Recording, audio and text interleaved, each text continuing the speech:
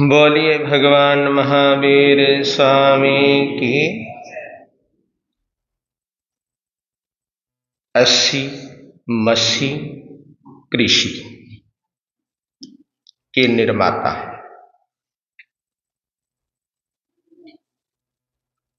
प्रथम राजा और प्रथम तीर्थंकर। अभी सुन रहे थे ना आप? तीर्थंकर कौन होते हैं? जो तीर्थ की क्या करते हैं? तीर्थ की स्थापना करते हैं, तीर्थ की रचना करते हैं। श्रावक, श्राविका, साधु और साधु, तीर्थंकर उन्हीं को कहते हैं जो तीर्थ की स्थापना करते हैं।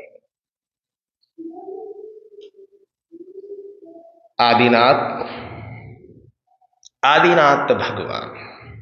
तो आदिनाथ भगवान की आज थोड़ी सी महिमा गा लेते हैं हम सभी मिलकर, भावों के साथ, श्रद्धा के साथ, आस्था के साथ। आदिनाथ भगवान दो मुझको सहारा, भंवर में है नैया दिखा दो किनारा।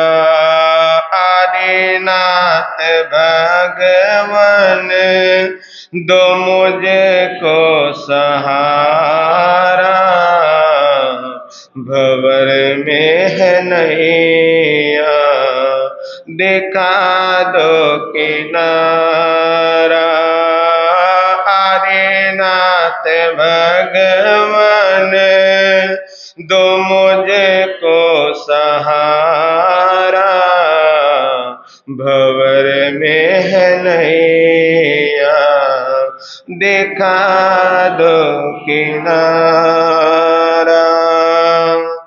दुनिया का देखा जो मैंने नजारा, यही जाना मैंने तेरे सिवा न हमारा। दुनिया का देखा जो मैंने नजारा, यही जाना मैंने तेरे सिवा न हमारा। किसे को कहूँ मैं, किसे को कहूँ मैं, जो देगा सहारा, भंवर में है नैया दिखा दो किनारा। आदिनाथ भगवान दो मुझको सहारा, भंवर में है नैया दिखा दो किनारा। आदिनाथ भगवान दो मुझको सहारा, भंवर में है नैया दिखा दो किनारा। तेरी महिमा को देवों ने गाया, मेरी हैसियत क्या है समझ नहीं पाया। तेरी महिमा को देवों ने गाया, मेरी हैसियत क्या है समझ नहीं पाया। इतना ही जाना मैंने, इतना ही जाना मैंने, मैं सेवक तुम्हारा, भंवर में है नैया, लगा दो किनारा।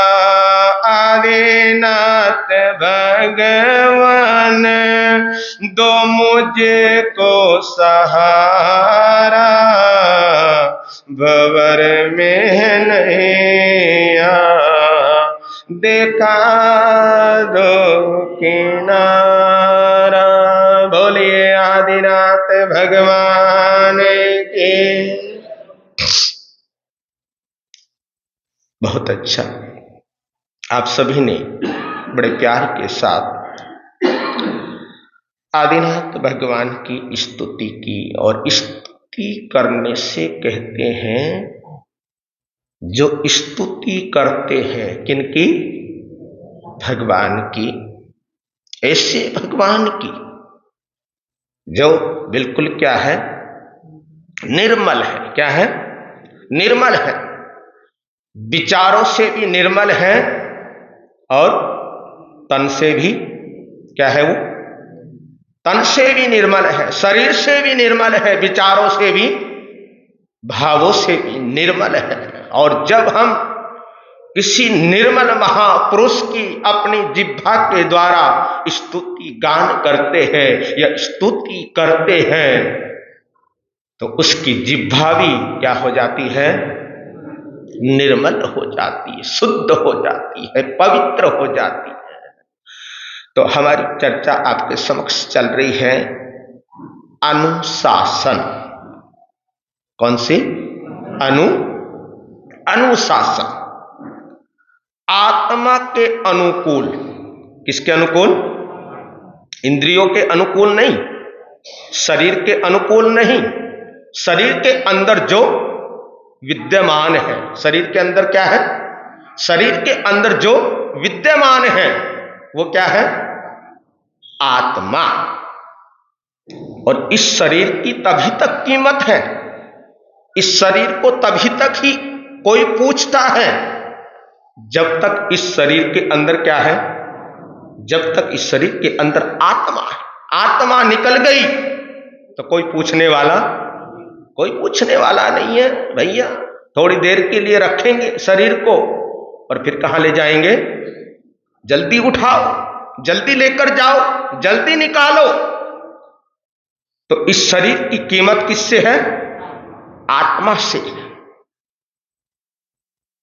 तो आत्मा के अनुकूल अथवा जीवन के अनुकूल जो हमारा जीवन है, जीवन के अनुकूल व्यवहार को अनुशासन कहते हैं। आत्मा के जीवन के अनुसार व्यवहार को क्या कहते हैं? अनुशासन। अनुशासन कहते हैं जिस आचार विचार से हमारी आत्मा ऊपर की ओर उठ जाती है, जिस आचार विचार से हमारी आत्मा ऊपर की ओर उठे, उसे हम आत्मानुशासन कहते हैं। ऐसा अनुशासन कि आत्मा को परमात्मा बनाने की जो कला सिखाता है, आत्मा को परमात्मा बनाने की जो कला सिखाता है, ऐसा अनुशासन इंसान से क्या बनाता है? इंसान से जो महान बना देता है, ऐसा अनुशासन। और अनुशासन में रहने के लिए परमात्मा ने दोनों के लिए नियम बनाए हैं। क्या बनाए हैं? नियम बनाए हैं। चाहे वो श्रावक हो, चाहे वो साधु हो। ये नहीं है कि भाई परमात्मा ने बस संतों के लिए ही नियम बनाए हैं, या संतों के लिए ही महाव्रत। कितने महाव्रत है संतों के? 5 महाव्रत है। तो जहां साधु संतों के परमात्मा ने, भगवान ने 5 माह व्रत बतलाए, वहीं श्रावकों के लिए भी 12 अणुव्रत बतलाए। कई बार हम कह जाते हैं, कई बार हम बोल जाते हैं कि महाराज ये जो नियम है ना, ये जो प्रत्यक्षान है, जो पचखान है, ये सब तुम्हारे लिए, ये साधु के लिए है, ये संतों के लिए है। नहीं, जो मर्यादा साधुओं के लिए है तो कुछ मर्यादाएं श्रावकों के लिए भी परमात्मा ने बतलाई है। तो संत महात्मा गुरुजन हम सभी को, आपको उन इच्छाओं और वासनाओं से, जो अंदर क्या है, जो इच्छाएं घुसी हुई है, जो इच्छाएं अंदर लगी हुई है, जो अंदर वासनाएं हैं, उन इच्छाओं से, वासनाओं से हमारे को मर्यादित होने की क्या देते हैं, मर्यादित होने की शिक्षा देते हैं, शिक्षा प्रदान करते हैं, जो तुम्हारे जीवन को बिगड़ने नहीं देती। और ये तो है, अगर जीवन के अंदर क्या है, जीवन के अंदर मर्यादाएं हैं। क्या है? जीवन के अंदर मर्यादाएं हैं। और जो पहले का जो श्रावक हुआ करता था, वो अपने जीवन के अंदर क्या लेकर चलता था, मर्यादाएं बांध लेता था, मर्यादाएं ले लेता था, चाहे वो किसी भी तरह की क्यों ना हो। वो सीमा होती थी, श्रावक की एक सीमा होती थी, एक मर्यादा होती थी। तो जो अपने जीवन के अंदर संयम को लेकर चलता है, मर्यादा को लेकर चलता है, तो फिर उसका जीवन बिगड़ता नहीं है। लेकिन कमाल की बात है, यदि एक संत तुम्हें मर्यादा में रहने की क्या देता है, प्रेरणा देता है, तो उसमें कोई आपत्ति, बोलो उसमें कोई आपत्ति नहीं होनी चाहिए। क्या नहीं होनी चाहिए? अगर कोई संत गुरु भगवंत हमारे को मर्यादा में रहने की क्या देता है, शिक्षा देता है, शिक्षा प्रदान करता है, प्रेरणा देता है, तो उसमें हमारे को कोई आपत्ति नहीं होनी चाहिए। कई बार हम नियम प्रत्यक्षान पचखान लेने से क्या करते हैं, कतराते हैं ना, है ना, कतराते हैं। कि क्यों कतराते हैं, क्यों डर जाते हैं?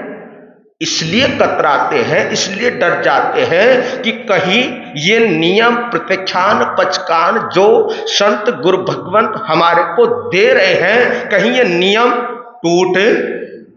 टूट ना जाए, क्या ना हो जाए। और कमाल की बात है, गजब की बात है, देखिए ये आपकी मनोवृत्ति बतला रहा हूं मैं, कि जब आप कोई नियम प्रत्यक्षान पचखान लेते हो गुरु भगवंतों से, तो उसमें भी क्या करते हो महाराज, छूट रख दो। क्या रख दो? इसमें भी क्या रख दो, इसमें भी छूट रख दो। कमाल की बात है, एक नियम ले रहे हो, एक प्रत्यक्षान ले रहे हो, एक पचखान ले रहे हो, लेकिन उसमें भी हम क्या कर रहे हैं, उसमें भी छूट रख रहे हैं, उसमें भी छूट रखवा रहे हैं। तो जब नियम प्रत्यक्षान पचखान लेते हैं, तो हम नियम प्रत्यक्षान पचखान लेते हुए क्या करते हैं, कतराते हैं। क्यों कतराते हैं? कि कहीं टूट ना जाए। लेकिन मैं आपसे एक बात पूछूं, शायद मैंने ये बात पहले भी आपको कही होगी, पता नहीं आपको याद है या नहीं है। यूं क्या महाराज, बस आप सुनाते जाओ, है ना, आप क्या करते जाओ, आप सुनाते जाओ। चतुर्मास के कितने दिन रह गए? हाँ, कोई बात नहीं, आप सुनाते जाओ, जो आपको सुनाना है, जो आपको कहना है, आप कहते जाओ। तो आपसे मैं एक बात पूछ रहा हूं कि आपके घर का ताला अगर टूट जाए, मैं ये नहीं कहता कि ताला टूट जाए, मैं बात बतला रहा हूं। अगर आपके घर का क्या टूट जाए, ताला टूट जाता है, तो क्या दोबारा आप ताला नहीं लगाते हो? अगर ताला टूट गया, वो किसी भी तरह कुछ भी हो गया, अगर ताला टूट जाता है, क्या आप दोबारा ताला नहीं लगाते हो, लगाते हो ना। तो उसी प्रकार यदि नियम लेने के बाद अगर टूट भी जाए, है ना, क्या हो जाए, अगर नियम लेने के बाद अगर टूट भी जाए तो दोबारा ले लो, क्या जाता है, क्या कर लो, अगर नियम टूट जाए तो नियम क्या कर लो, नियम दोबारा ले लो। यदि प्रत्याख्यान करके नियम करके अगर भूल हो जाए तो कोई बात नहीं, डरना नहीं, क्या नहीं करना, डरना नहीं है। दोबारा प्रत्याख्यान क्या कर लो, दोबारा प्रत्याख्यान ले लो, दोबारा नियम ले लो, दोबारा पक्षखान ले लो। बस कोशिश करना, जानबूझकर क्या नहीं करना, जो आपने लिया है उसको जानबूझकर नहीं तोड़ना, क्या नहीं करना, जानबूझकर नहीं तोड़ना। भूल चूक क्या है, वो तो भगवान भी कहते हैं, वो तो परमात्मा भी कहते हैं कि भूल चूक क्या है, भूल चूक माप है, लेकिन जानबूझकर ऐसा कोई पाप नहीं करना। क्योंकि प्रत्याख्यान के जीवन के अंदर बहुत सारे फायदे होते हैं, क्या होते हैं, बहुत सारे लाभ होते हैं, बहुत सारे क्या होते हैं, बहुत सारे फायदे होते हैं। क्या क्या फायदे होते हैं, क्या क्या लाभ होते हैं। टाइम हो रहा है, कोई बात नहीं, इसकी फिर हम चर्चा करेंगे कि प्रत्याख्यान लेने से जीवन के अंदर क्या क्या फायदे हैं, क्या क्या लाभ है, क्या क्या नुकसान है। क्योंकि आज क्या है, आज यहाँ पर ब्लड कैंप भी लगने वाला है। तो आज एक ऐसा महत्वपूर्ण कैंप लगने जा रहा है यहाँ पर, जो न केवल हमारे समाज के स्वास्थ्य के से जुड़ा है, बल्कि हमारे अंदर जो इंसानियत है, हमारे अंदर क्या है, हमारे अंदर जो इंसानियत है, इंसानियत की भावना को जागृत करता है ये ब्लड कैंप, जिसका नाम है ब्लड डोनेशन, है ना, ब्लड डोनेशन, या इसको यूं भी कह सकते हो रक्तदान। ये भी सबसे बड़ा क्या है, खून दान करना, ये भी सबसे बड़ा क्या है, ये भी सबसे बड़ा दान है। तो इसलिए कहते हैं कि रक्तदान कीजिए, मानवता के हित में काम कीजिए। रक्तदान कीजिए, मानवता के हित में काम कीजिए। तो रक्तदान सबसे बड़ा क्या है, सबसे बड़ा फायदा ये है कि इसमें हम किसी की जिंदगी क्या कर सकते हैं, किसी की जिंदगी बचा सकते हैं। कई बार जैसे एक्सीडेंट होते हैं, है ना, एक्सीडेंट होते हैं, सर्जरी होती है ना, एक्सीडेंट है, सर्जरी है, कैंसर जैसी बीमारी है। तो कैंसर जैसी बीमारी में बहुत बार तुरंत रक्त की क्या पड़ती है, रक्त की जरूरत पड़ती है, खून की जरूरत पड़ती है। और ये ब्लड डोनर्स के दान से ही क्या होता है, ये दान से ही होता है, दान से ही चलता है। और रक्त दान करने से कहते हैं कि शरीर के अंदर, हमारी काया के अंदर, शरीर में नया रक्त क्या हो जाता है, नया रक्त बन जाता। कहीं कहते हैं कि महाराज रक्त देने से क्या हो जाता है, शरीर में खून कम हो जाता। नहीं, लेकिन ऐसा कुछ नहीं है। रक्त शरीर के अंदर नया क्या हो जाता है, शरीर के अंदर नया तैयार हो जाता है, नया बन जाता है। और जब शरीर के अंदर नया रक्त शरीर के अंदर बनता है तो कई बार हमारा शरीर भी क्या हो जाता है, शरीर स्वस्थ हो जाता है, स्वस्थ रहता है। और जब हम किसी की मदद करते हैं, क्या करते हैं, जब हम किसी की मदद करते हैं तो हमें आंतरिक क्या होती है, अंदर क्या होती है, अंदर एक खुशी होती है, एक प्रसन्नता होती है, एक आह्लाद होता है। तो रक्तदान करने से एक तरह का मानसिक संतोष क्या होता है? मानसिक संतोष प्राप्त होता है, जो हमें मानवीय और जिम्मेदार क्या करता है? जिम्मेदार महसूस कराता है। तो जब हम किसी नियमित रूप से रक्तदान करते हैं, खून देते हैं, तो हमारे अंदर एक स्वस्थ जीवन शैली को अपनाने की आदत क्या हो जाती है? आदत विकसित हो जाती है। तो रक्तदान के महत्व को हमने क्या करना है? रक्तदान के महत्व को हमने समझना है। इसलिए कहते हैं कि आपके रक्त का अंश बचाएगा किसी का वंश। तो रक्तदान के महत्व को हम समझिए और दूसरों को भी हम क्या करें? दूसरों को भी प्रेरित करें, दूसरों को भी प्रेरणा दें, क्योंकि रक्तदान हमारे समाज के लिए, हमारे संघ के लिए, हमारे समाज के लिए बहुत बड़ा क्या है? बहुत बड़ा योगदान है। ये एक ऐसा काम है जिसमें न सिर्फ दूसरों की जिंदगी बचाई जाती है, जिसमें न केवल दूसरों की जिंदगी बचाई जा सकती है, बल्कि हमारे स्वास्थ्य के लिए भी क्या है? हमारे शरीर के लिए भी लाभकारी है। तो आइए हम सब मिलकर क्या करेंगे? जो दे सकते हैं, जो स्वस्थ है, जो दवाइयाँ नहीं खाते हैं, जो स्वस्थ है, तो उनको क्या करना चाहिए? इस नेक काम के अंदर, क्योंकि ये काम क्या है? इससे किसी की क्या बचती है?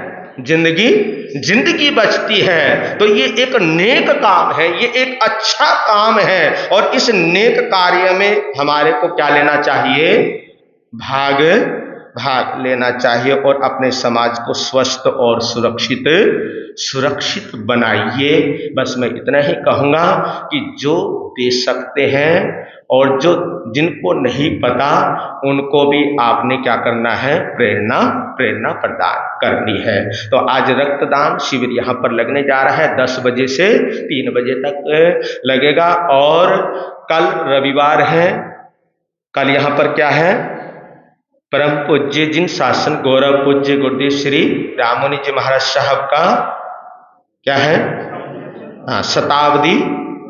जन्म शताब्दी वर्ष, और गुरुदेव श्री भद्रमुनि जी महाराज साहब का जन्म दिवस, और उपाध्याय परवर पूज्य गुरुदेव श्री रविंद्र मुनि जी महाराज साहब की दीक्षा जयंती, और पूज्य गुरुदेव श्री रमणीक मुनि जी महाराज साहब का जन्म दिवस। ये 4 महापुरुषों का यहाँ पर दीक्षा और जन्म दिवस कल यहाँ पर मनाया जा रहा है। तो आप सभी से मेरा निवेदन है कि आपने सभी ने क्या आना है? समय पे आना है, टाइम पे आना है। 9 बजे कार्यक्रम क्या हो जाएगा? 9 बजे कार्यक्रम प्रारंभ हो जाएगा।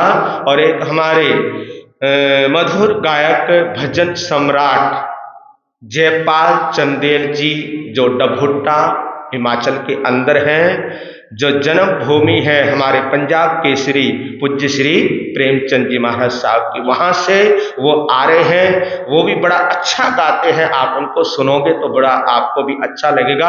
और बच्चों के भी क्या रहेंगे? बच्चों को भी कुछ कार्यक्रम यहाँ पर होने वाले हैं, कुछ लोग भी बाहर से आएंगे और कुछ कार्यक्रम भी होंगे, दरबार अनावरण भी होंगे। जो भी कार्यक्रम होंगे, उन कार्यक्रमों में आपने क्या करना है? सभी ने बढ़ चढ़कर सहयोग करना है। तो चलो कोई बात नहीं, बस इतना ही आप सहयोग कर लेना कि समय पर आना है। आपने क्या करना है? समय पे आना है और ज्यादा से ज्यादा आने का भाव रखना है। वीर नाम के हीर मोती, गुरु नाम के हीर मोती, प्रभु नाम के हीर मोती मैं बिखराऊं गले गले।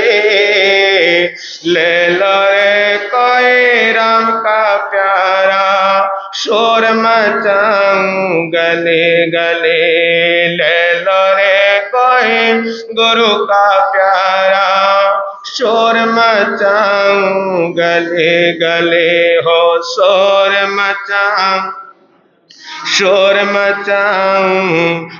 मचाऊं गले गले